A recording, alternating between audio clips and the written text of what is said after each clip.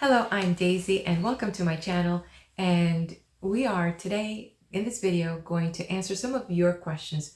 So you are in my Learn Tarot playlist. Do check out my other playlists if you want different variety. Okay, so the first question that I have here, which I wrote down and took some notes for you, is what is tarot? So very fair question. And so basically tarot is a deck of cards, and it consists of 78 cards, and it's divided into two sections. They have a section called the Major Arcana, and it has very beautiful illustrations, which are consisting of 22 cards. And these 22 cards are really picturesque and beautiful with interesting illustrations, as you can see here. And then there's the other, excuse me, I should draw that one for you. So which one we'll put? This is the card that fell on the ground. We'll come back to it. What is it? The 13th. What we should do is go check out the video on this card so you can get the full description of it. But when the 13, lucky 13, shows up, it is a card about transformation and letting go of things and burdens. Okay, so the other 56 cards are like a traditional, very similar to like your regular playing deck, starting with the aces, which are very colorful, and going all the way up to the K, the 13, the kings. So the aces would look like this, and then the regular suits from 2 to 10, each one will have its suit, whether it's wands, whether it's cups, and then what you would call the J, and here we call it the pages, knights, queens and kings. That's your court cards, and each one has its own suit. This is the Queen of Pentacles. So that's kind of pretty much, it is a playing card game, and that's what it is. And so the other thing to note about the tarot is that the playing card game has been around since the 15th century, 1500s in Europe, and it was used very much like how you play bridge, right? Where you have partners, so basically 4 players, and it's a point system, and that's how it's played, and it's called tarocchini.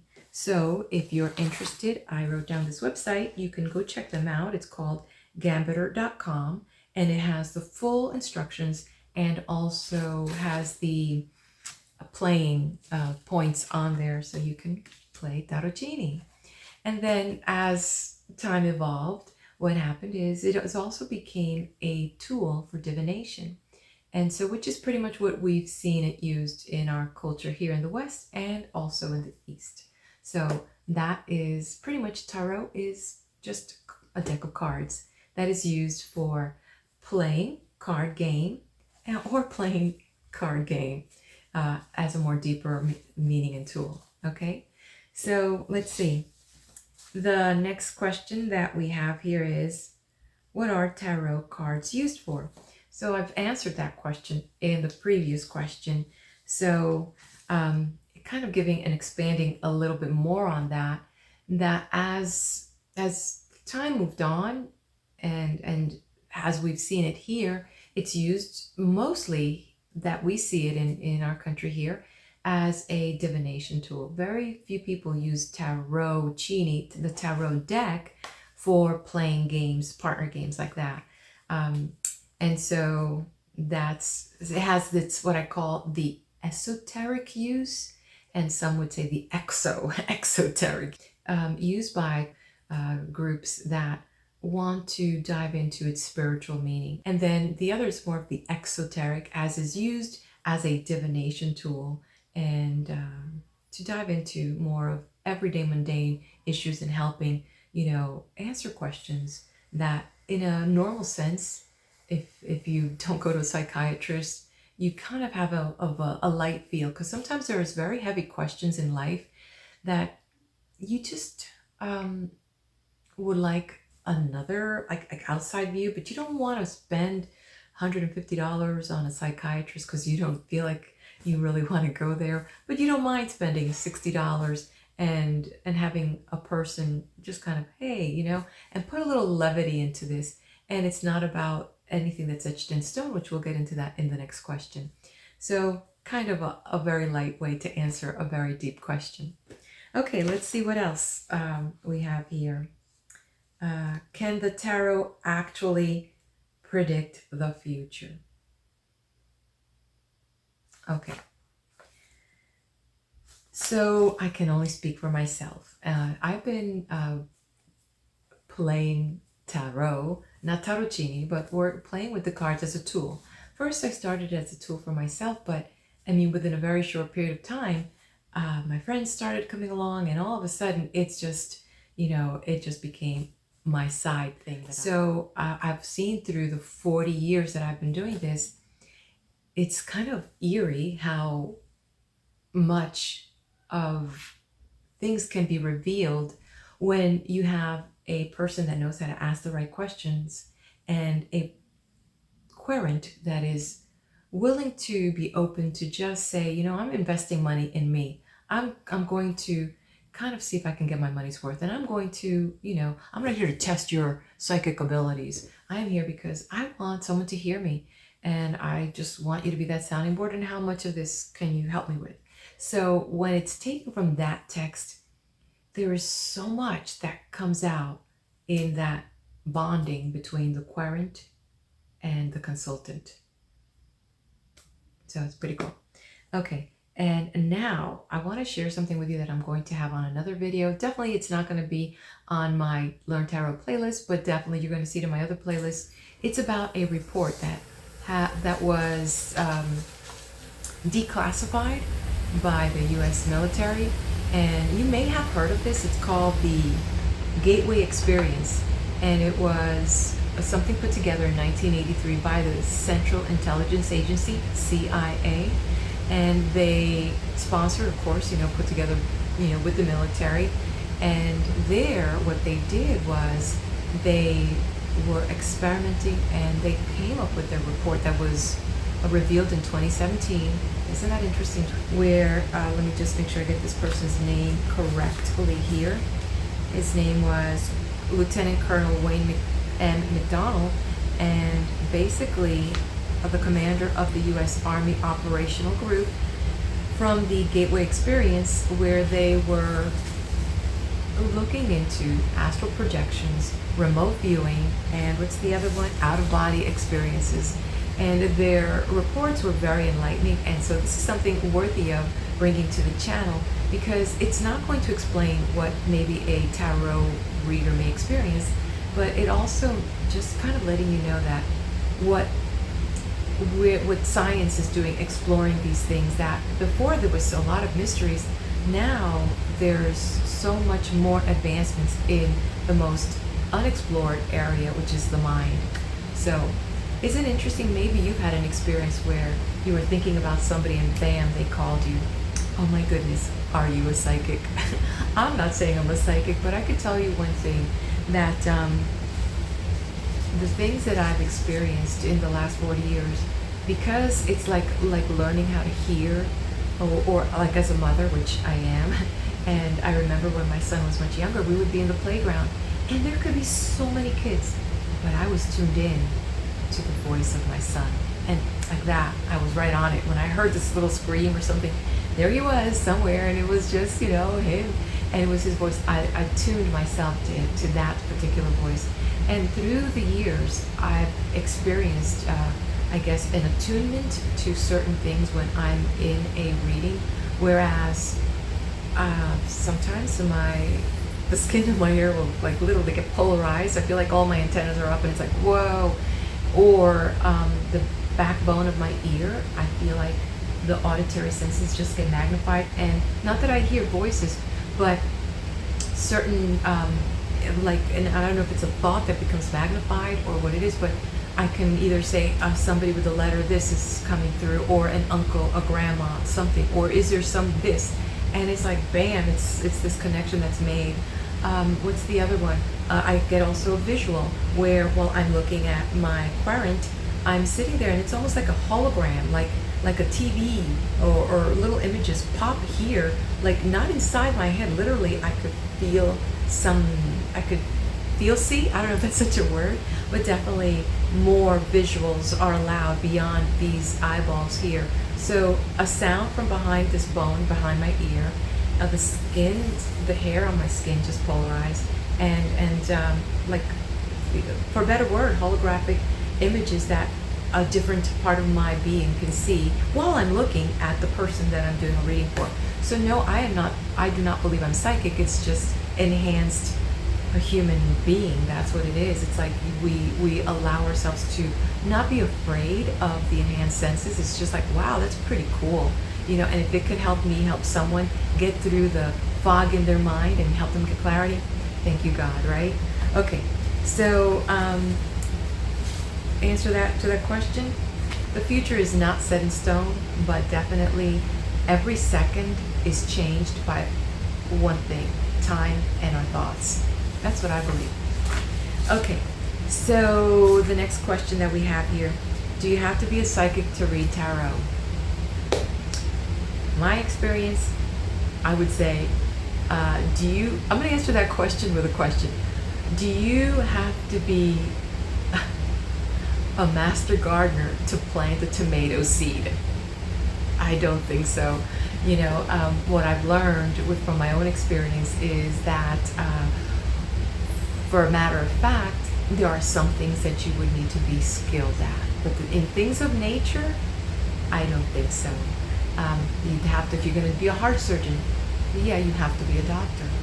But when it comes to tarot or to do a reading, it is more so nature-based, so natural, that I believe you just have to be open to it and just trust and, put your purest self into it and go with the flow of your intuition. Yes, while there are academically, there's actually so much that now is kind of, we would say, in the world of tarot and imagery, there is what I call a baseline, where you could take the meaning of, let's go for like just conversation speaking here and not to drag in too much. So let's take this for example. Here we have the pentacles, and so there is a baseline that the pentacles are referring to the earth elements in the zodiac. So all those qualities are now attributed to the suit of pentacles. And so there are some things, the numerology aspect goes into it, where understanding the numbers 1 through 9 each one has its own weight, its own energy, its own vibration that is universal, because math is very precise language. And then you've got elements of color, which is so much something that is so innate in us. When we see green, what do we think about green? Some people is going to say money, and others are going to say nature. But yet, so you can pull these things from your own, naturalness of you. But then there is a baseline of that.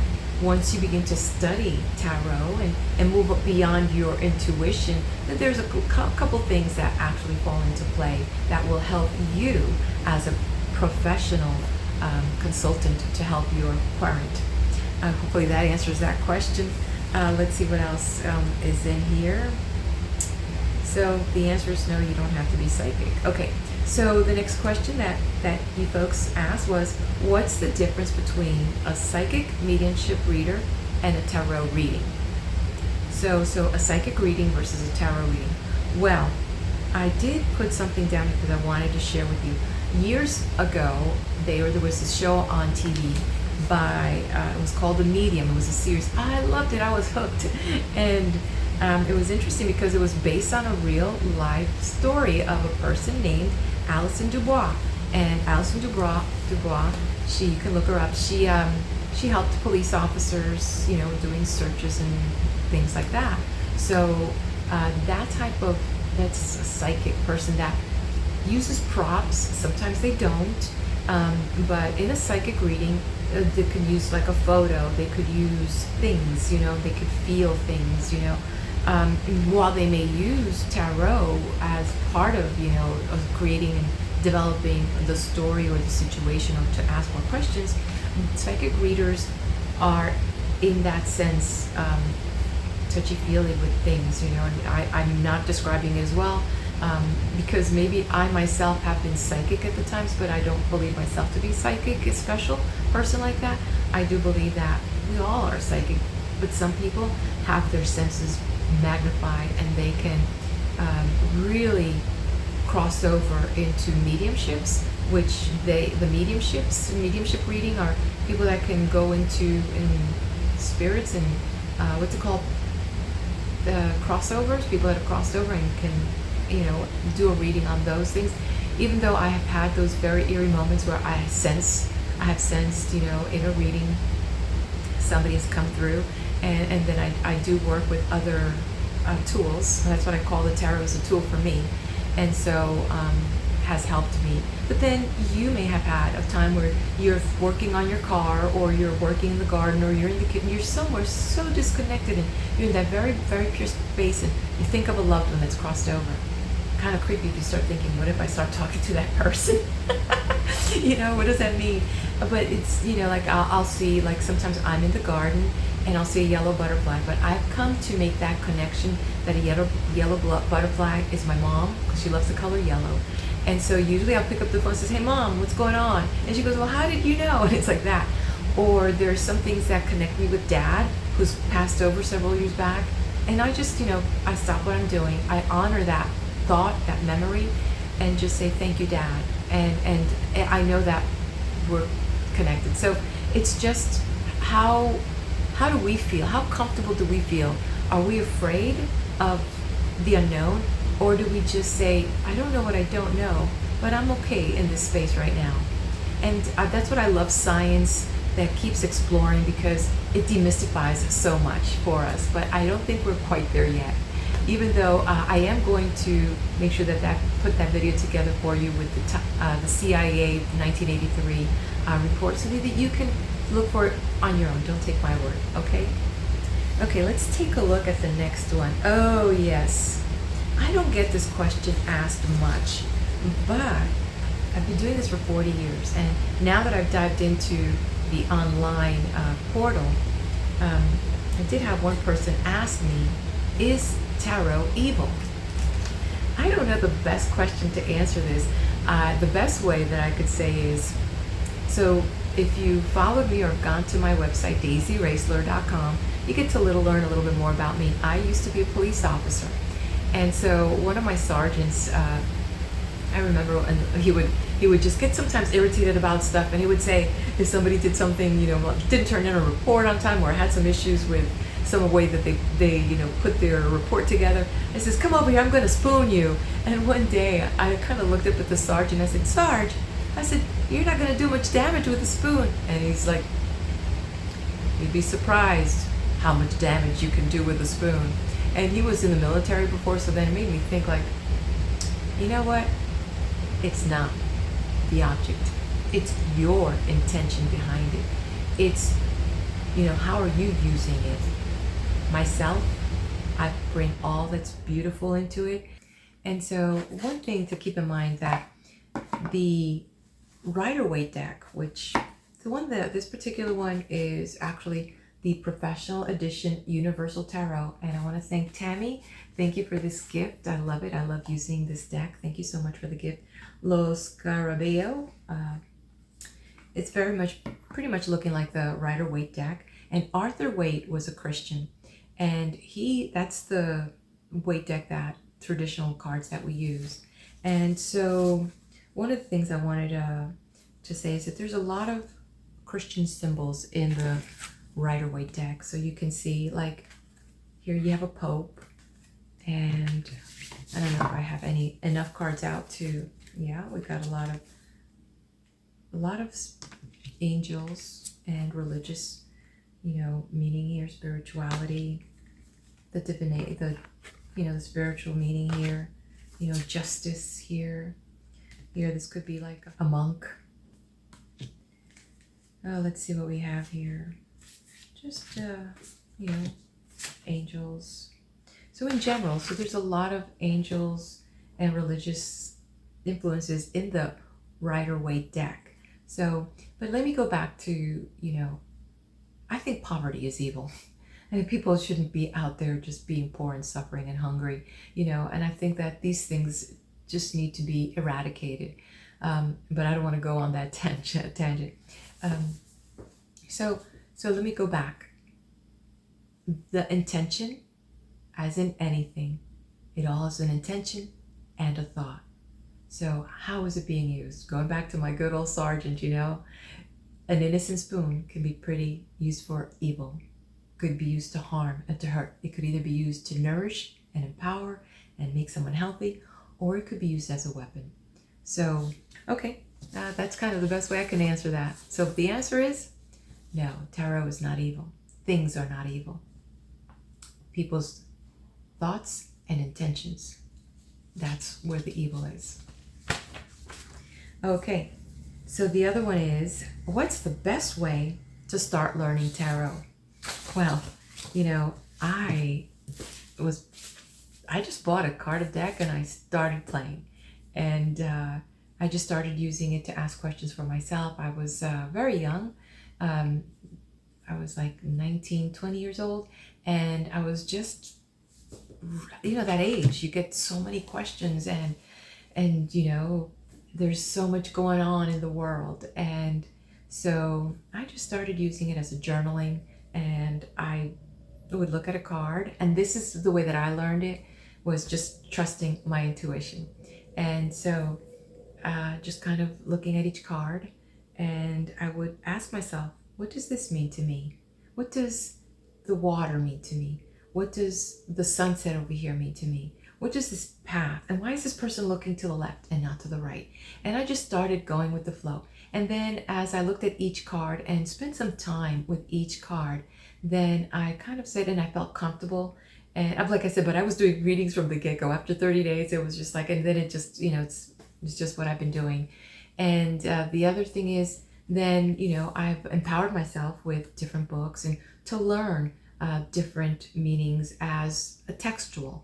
And some things you just have to take to memory. So you could either get flashcards and create 78 cards and write each one, and then just kind of, play with them and meditate, or journal each card and see how you feel, and then compare it to the different texts. And I would recommend to get various texts, not just one, and you can look at my video that I did on the 5 best books that I bought for, learning tarot. So you can do that. So there really is no right or wrong. There is the way for you and what you're comfortable with. If you're more of a visual, then I would say, look at the cards and read.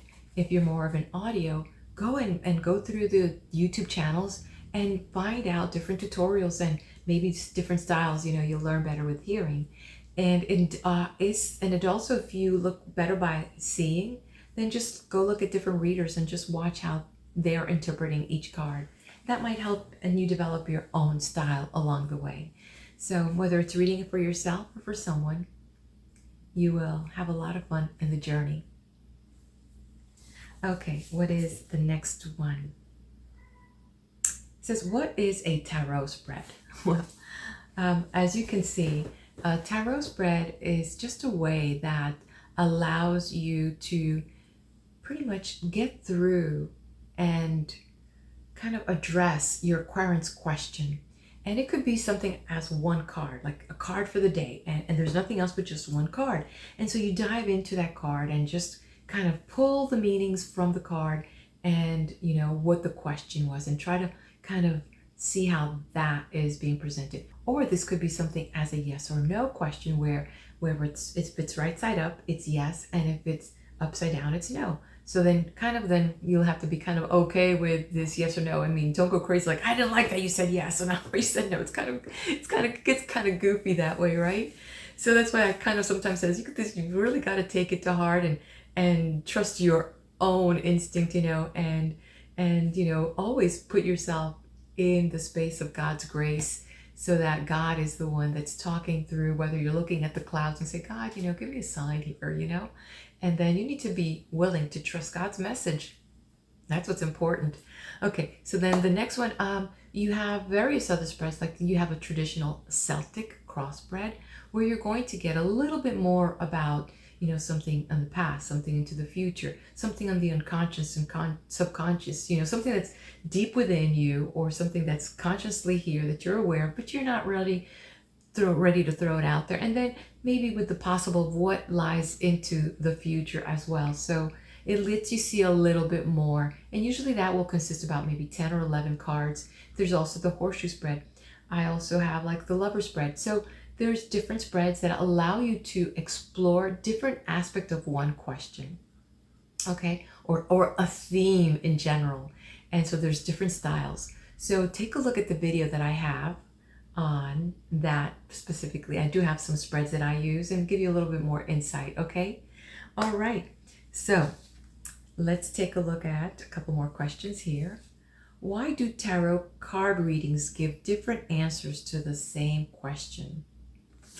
That is a great question, and I think that that is a very deep, it requires a very deep pondering, because I think that has a lot to do with the time factor, you know, and I don't want to go into, you know, deep conversations that you would probably need Greg Braden to get in on, you know, and I don't know if you've ever had read any of his books, you know, Awakening to Zero Point, but definitely it really goes into the fact that time changes in a second, that your thoughts change within a second, that your feeling about that question can change from point to point. So you can go to this, you know, and throw a question, and then you come again and you ask a question and it's changed. Or you can go to two different readers, ask the same question, and it's different. So it's so deep. That question is so deep because of that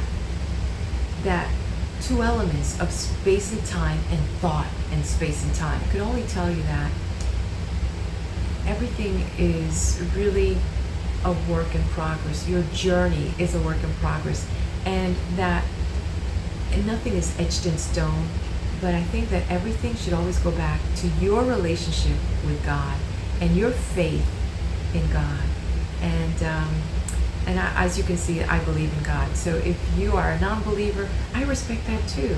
And if you choose to, hey, I'm just because I'm having some fun here and I kind of want to see where it's going, that's pretty cool too. If it helps you, you know, whether it's, you know, help you get clarity or just help you just, you know, see things from a different perspective, I think that in the end, you know, it's how you feel about it, okay?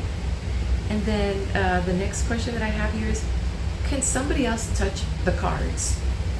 So that's interesting. So if this is, again, very personal to you. These are tools for me. So like if I'm a doctor, I do not want anyone using my tools, only me. I've mastered the tools, I feel really great in my hand, and they really have a lot of what I call, you know, just me feeling comfortable with my own card. I feel very uncomfortable having anybody else touch my cards, so no one touches my cards. Heck, not even my husband touches my cards, and I mean, we've been married 30 years.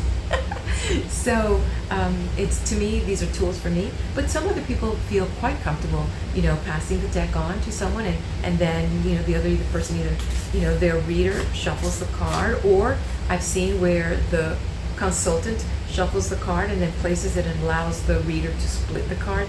For me, I'm just, you know, for me, I don't like, you know, it's just me. These are my tools, and they're tools of the trade, because I take it that serious, even though, hey, yes, you know, this is for entertainment. So it's a disclaimer that we must put out here. But I am very serious about the entertainment that I do offer, and I'm very serious about the questions that my clients come with, and I'm very serious about allowing myself to flow with the questions so that they can get the answers that they need, and that, you know, they come from a higher place. So there you have it. I hope that you've enjoyed this time with me. I've enjoyed it with you, and please do like, share the video, and subscribe to my channel.